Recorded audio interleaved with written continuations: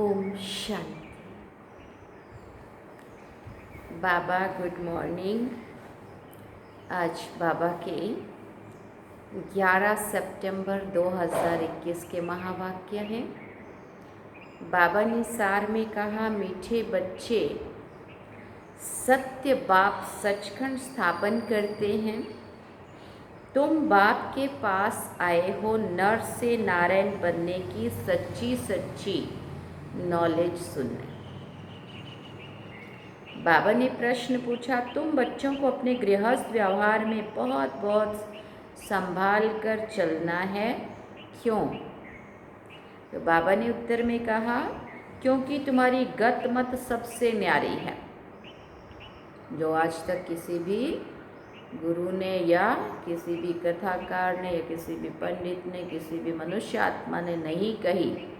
बाबा कहते वो तुम्हारी गतमत ही सबसे न्यारी है। इसलिए लोगों को लगता है ये सब कुछ अलग ही बोलते, लेकिन वह हम नहीं। कौन कहता है?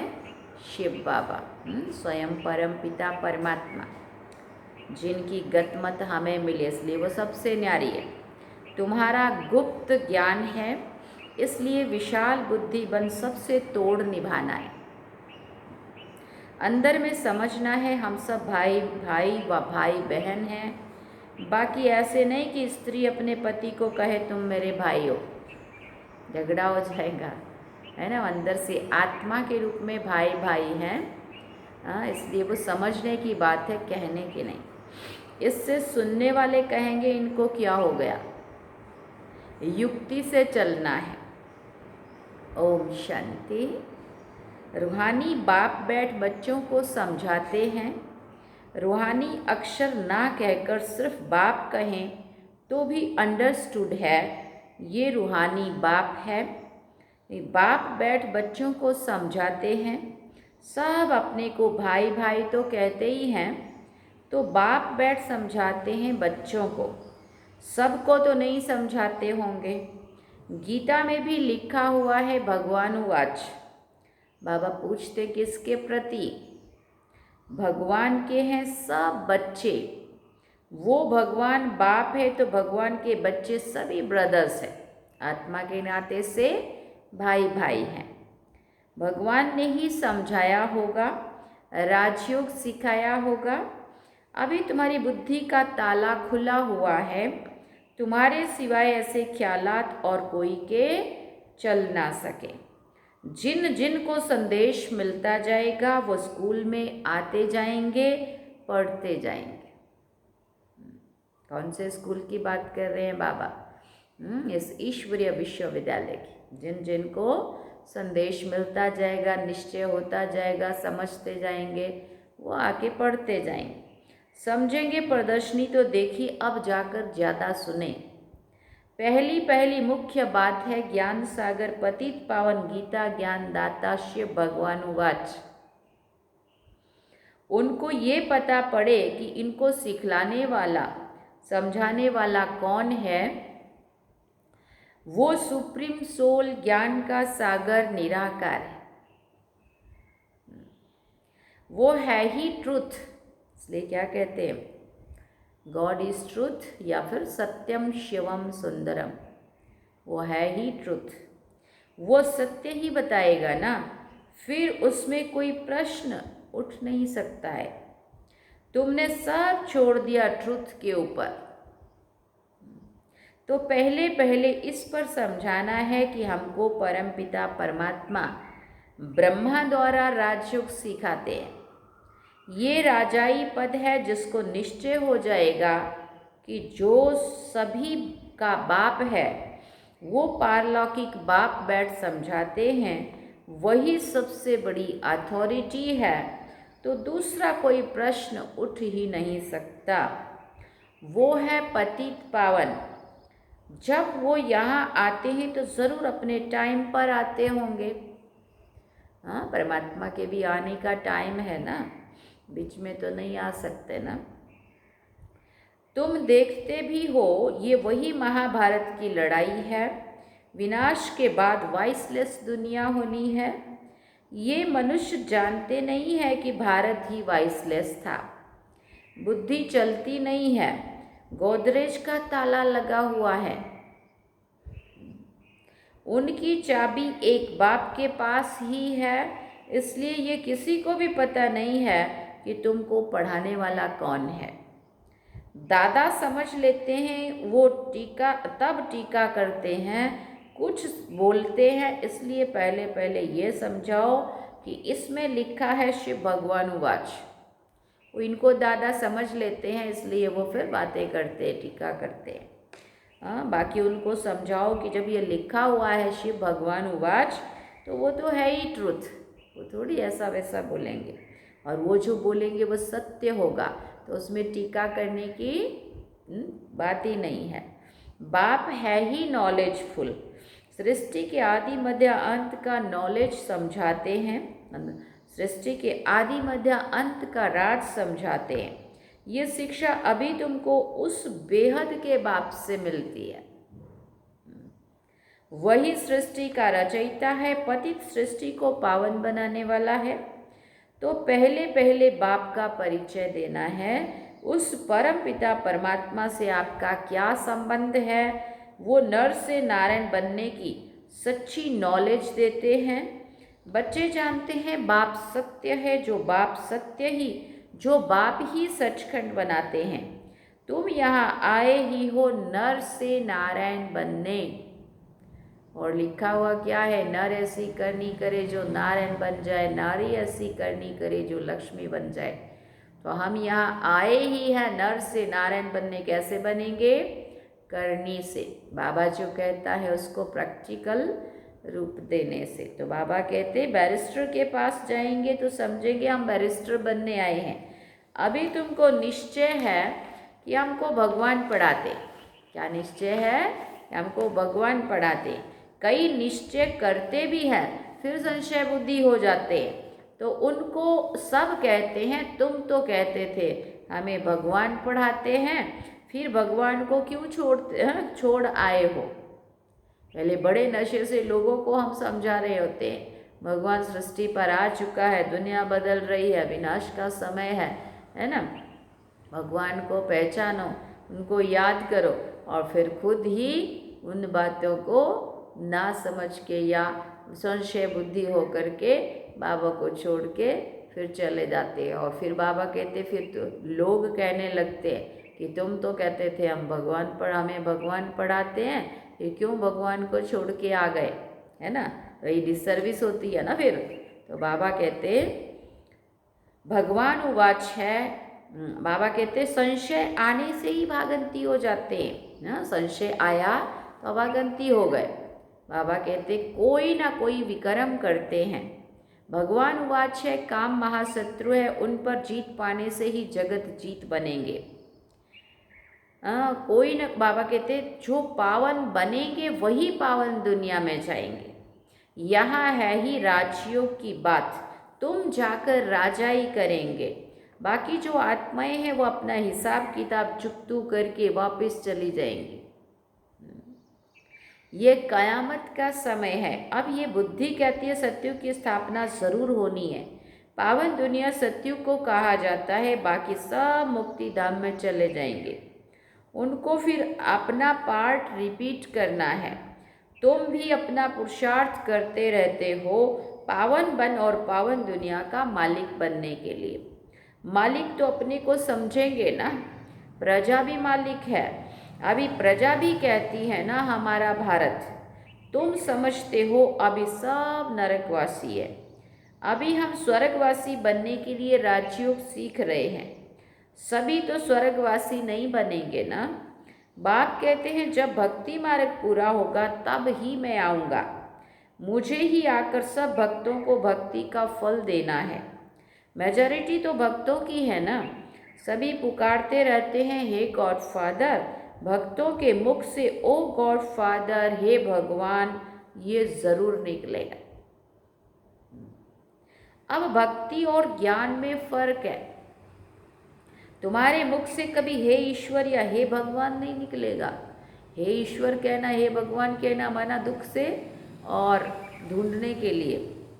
बाकी मनुष्य जिन्होंने पा लिया है उनको हे भगवान हे ईश्वर नहीं निकलेगा। मनुष्यों को तो यह आधा कल्प की प्रैक्टिस पड़ी हुई है। तुम जानते हो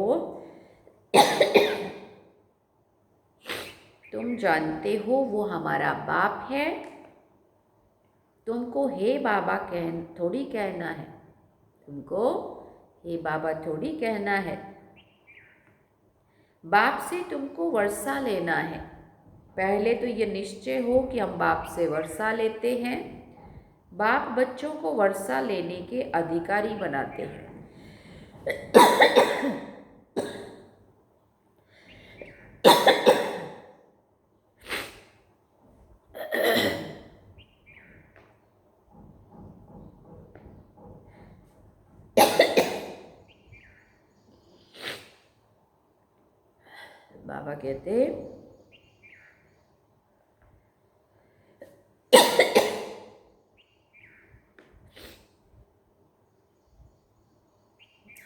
बाबा कहते बच्चों को वर्षा लेने के अधिकारी बनाते। ये तो सच्चा बाप है ना। बाप जानते हैं हमने जिन बच्चों को ज्ञान अमृत पिलाए, ज्ञान चित्ता पर बिठाए, विश्व का मालिक देवता बनाया था, वही काम चित्ता पर बैठ क्या हो गए? भस्मीभूत हो गए हैं। अब मैं फिर ज्ञान चित्ता पर बिठाए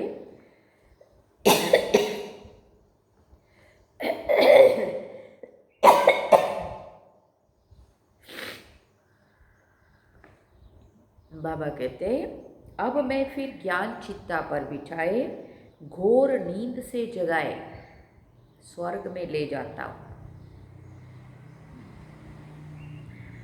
बाप ने समझाया है तुम आत्माएं वहाँ शांति धाम और सुख धाम में रहती हो।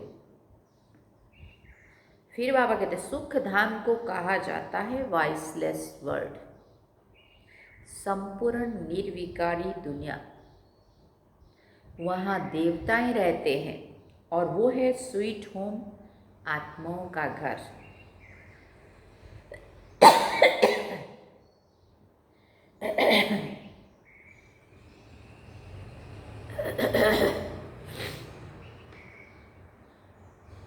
सभी एक्टर्स उस शांति धाम से आते हैं यहाँ पार्ट बजाए। हम आत्माएं यहाँ की रहवासी नहीं है। हम आत्माएं यहाँ की रहवासी नहीं है, वो एक्टर्स यहाँ के रहवासी होते हैं। सिर्फ घर से आकर ड्रेस बदली कर पार्ट बजाते हैं। तुम तो समझते हो हमारा घर शांति धाम है, जहाँ हम फिर वापस जाते। जब सभी एक्टर स्टेज पर आ जाते हैं तब बाप आकर सबको ले जाएंगे। इसलिए उनको लिबरेटर गाइड भी कहा जाता है। दुख हरता सुख करता है, तो इतने सारे मनुष्य कहाँ जाएंगे? विचार तो करो। बाबा कहते पतित पावन को बुलाते हैं किस लिए? अपनी मौत के लिए। बाबा कहते हैं दुख की दुनिया में रहना नहीं चाहते। सॉरी, आवाज़ थोड़ा ठीक नहीं निकल रही होगी, धीरे निकल रही होगी, लेकिन थोड़ा आज गले में तकलीफ हो रहा है। बाबा ने कहा इसलिए कहते हैं घर ले चलो। ये सब मुक्ति को ही मानने वाले हैं।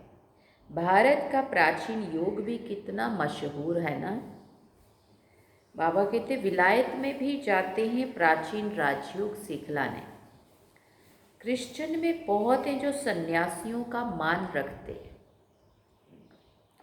गेरू कफनी की जो पहरवाइश है वो है हठ योग की। तुमको तो घर बार छोड़ना नहीं है, ना कोई सफ़ेद कपड़े का बंधन है।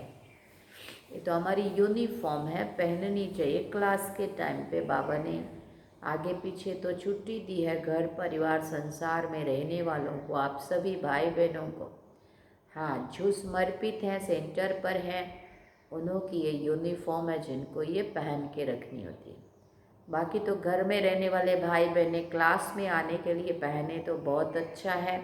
उसमें भी कई लोगों को ऐसा लगता है कि सफ़ेद पहनना अच्छा नहीं मानते हैं तो ऐसा कोई बंधन भी नहीं है, पर क्लास में यूनिफॉर्म में आए तो अच्छा है, बाकी कोई बंधन नहीं है बाबा कहते।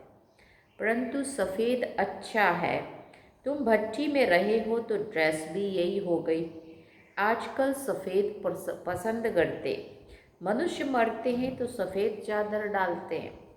पहले तो कोई को भी बाप का परिचय देना है। 2 बाप हैं। ये बातें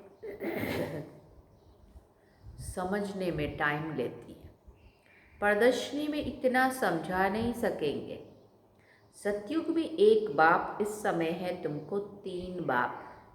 3 बाप का तो पता है ना, मुझ आत्मा का पिता निराकार परमात्मा और मेरे इस देह का पिता लौकिक पिता। और जब हम संगम युग पर बाबा को पहचानते हैं, शिव बाबा को ब्रह्मा बाबा के द्वारा पहचानते हैं, तो हम बन जाते हैं ब्रह्मा मुख वंशावली ब्राह्मण, ब्रह्मा की संतान।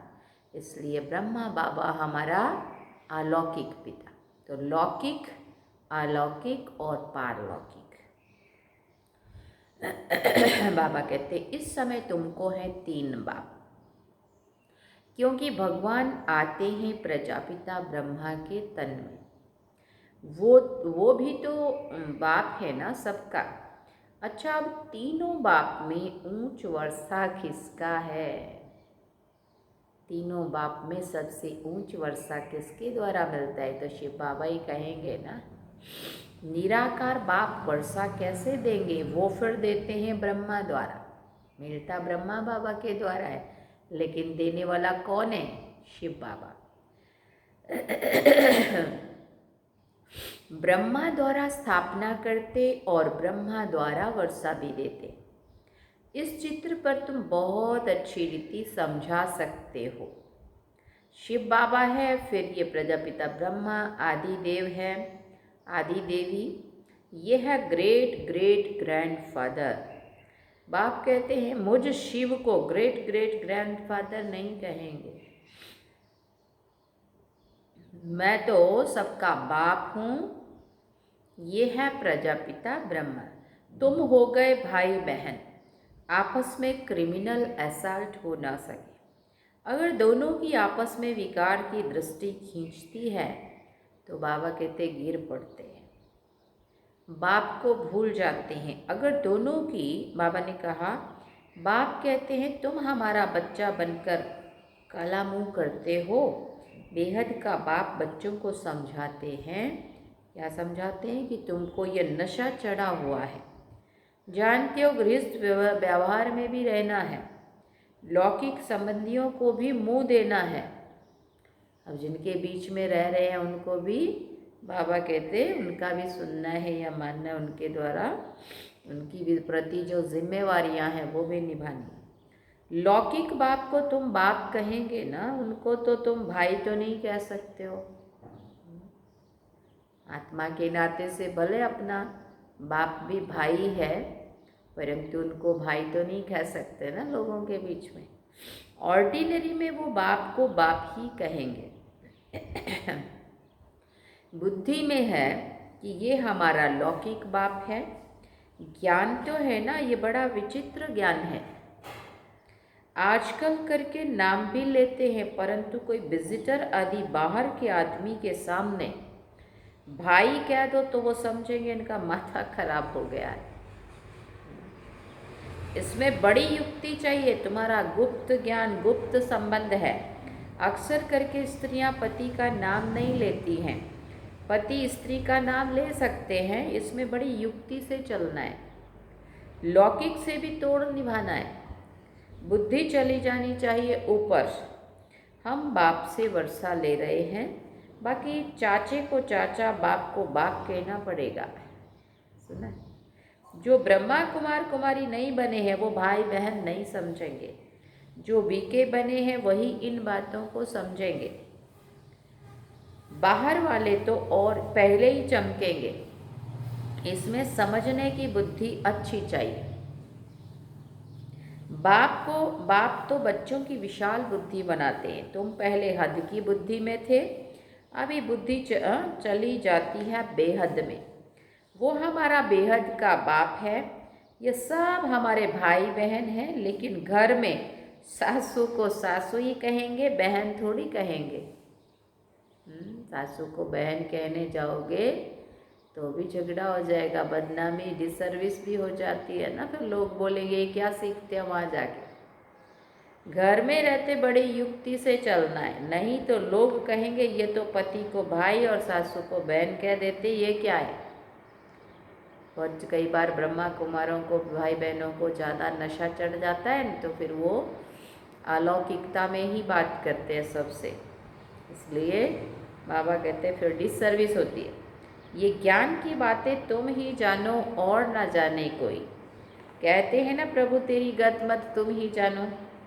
अब तुम उनके बच्चे बनते हो तो तुम्हारी गत मत तुम ही जानो। बड़ी संभाल से चलना पड़ता है, कहाँ कोई मूंझे नहीं। तो प्रदर्शनी में तुम बच्चों को पहले पहले ये समझाना है कि हमको पढ़ाने वाला भगवान।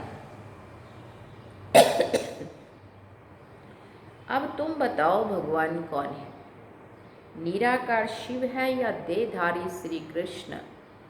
जो गीता में भगवान उवाच है वो शिव परमात्मा ने महावाक्य उच्चारे हैं या श्री कृष्ण ने? श्री कृष्ण तो स्वर्ग का पहला प्रिंस है। ऐसे तो कह नहीं सकते कि श्री कृष्ण जयंती सो शिव जयंती है। शिव जयंती के बाद फिर है श्री कृष्ण जयंती। शिव जयंती से स्वर्ग का प्रिंस श्री कृष्ण कैसे बना, वो है समझने की बात। शिव जयंती, फिर गीता जयंती, फिर फट से है श्री कृष्ण जयंती, क्योंकि बाप राजयोग सिखाते हैं ना। शिव बाबा आए, शिव बाबा से हमने ज्ञान सुना, गीता ज्ञान सुना, तो गीता जयंती हो गई। और उसके द्वारा श्री कृष्ण पहला राजकुमार बना तो उनका जयंती हो गई। चलिए, बाप के द्वारा राजयोग सीखा, उसको कृष्ण जयंती, शिव जयंती, गीता जयंती और श्री कृष्ण जयंती। बच्चों की बुद्धि में आया है ना, जब तक शिव परमात्मा ना आए तब तक शिव जयंती मना नहीं सकते। श्री कृष्ण का जन्म तो मनाते परंतु समझते थोड़ी है। श्री कृष्ण प्रिंस था तो जरूर सतयुग में होगा ना। देवी देवताओं की राजधानी होगी जरूर, सिर्फ एक कृष्ण को बादशाही तो नहीं मिलेगी ना। ज़रूर श्री कृष्णपुरी होगी ना, कहते भी हैं कृष्णपुरी। और फिर ये है कंसपुरी। कंसपुरी नई दुनिया, कृष्णपुरी नई दुनिया, कंसपुरी ये पुरानी दुनिया। कहते हैं देवताओं और आसुरों की लड़ाई लगी, देवताओं ने जीता, परंतु ऐसे तो है नहीं। कंसपुरी खत्म हुई, फिर श्री कृष्णपुरी स्थापन हुई ना। कंसपुरी पुरानी दुनिया में होगी, नई दुनिया में थोड़ी। ये कंस दैत्य आदि होंगे। यहाँ तो देखो कितने मनुष्य हैं, सतयुग में बहुत थोड़े हैं। ये भी तुम समझ सकते हो, अभी तुम्हारी बुद्धि चलती है। देवताओं ने तो कोई लड़ाई नहीं की है। दैवी संप्रदाय सतयुग में ही होते हैं, आसुरी संप्रदाय यहाँ है। बाकी ना देवताओं और आसुरों की लड़ाई हुई, ना कौरवों और पांडवों की हुई। तुम रावण पर जीत पाते हो, बाप कहते इन विकारों पर जीत पानी है तो जगत जीत बन जाएंगे। इसमें कोई लड़ना नहीं है। लड़ने का नाम ले तो वायलेंस बन जाए, मतलब हिंसक बन जाए। रावण पर जीत पानी है परंतु नॉन वायलेंस। सिर्फ बाप को याद करने से हमारे विक्रम विनाश होते हैं। भारत का प्राचीन योग मशहूर है। बाप कहते हैं मेरे साथ बुद्धि योग लगाओ तो तुम्हारे पाप भस्म हो जाएंगे। बाप पतित पावन है तो बुद्धि योग उस बाप से ही लगाना है, तो तुम पतित से पावन बन जाएंगे। अभी तुम प्रैक्टिकल में उनसे योग लगा रहे हो, इसमें लड़ाई आदि की कोई बात नहीं है। जो अच्छी रीति पढ़ेंगे, बाप के साथ योग लगाएंगे, वही बाप से वर्षा पाएंगे। कलप पहले माफ़ी। इस पुरानी दुनिया का विनाश भी होगा, सब हिसाब किताब चुकतू करके जाएंगे। फिर क्लास ट्रांसफ़र होकर जाकर बैठते, नंबरवार बैठते हैं ना, तुम भी नंबरवार जाकर वहाँ राज्य करेंगे।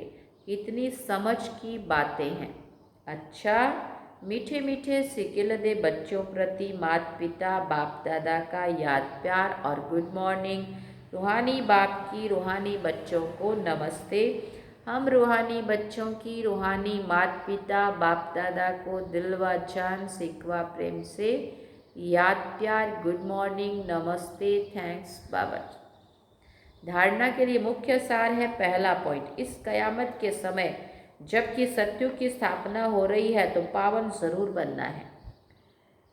बाप और वर्षे के कार्य में भी कभी संशय नहीं उठाना है।